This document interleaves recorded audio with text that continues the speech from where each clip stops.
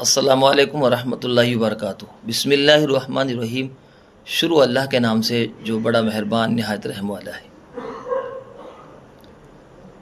حضرت ابو ہریرہ رضی اللہ تعالیٰ عنہ ایک صحابی ہیں، انہوں نے ایک حدیث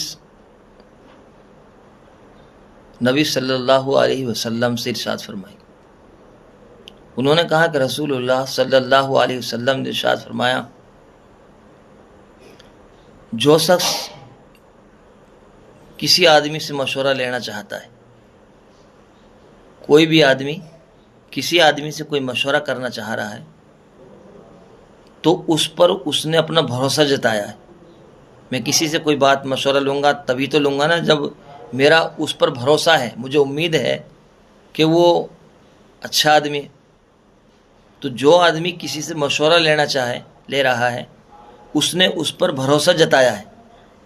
اب جس سے مشورہ لے رہا ہے اس کو دو کام کرنے ہیں۔ ایک کام تو یہ ہے کہ جو مشورہ یہ کر رہے ہیں تو اس کو راز رکھیں، اس کو راز سمجھ کر اپنے پاس رکھیں، اور دوسری چیز یہ ہے کہ اس کے لیے اچھا مشورہ دے، جو مفید ہو اس کے لیے وہ اس کے لیے مشورہ دے۔ رسول اللہ صلی اللہ علیہ وسلم نے کیا فرمایا؟ جو آدمی کسی سے مشورہ لے رہا ہے کسی معاملے میں تو اس نے اس پر بھروسہ جتایا ہے۔ اب جس پر بھروسہ جتایا ہے اس کے لیے دو کام ہیں۔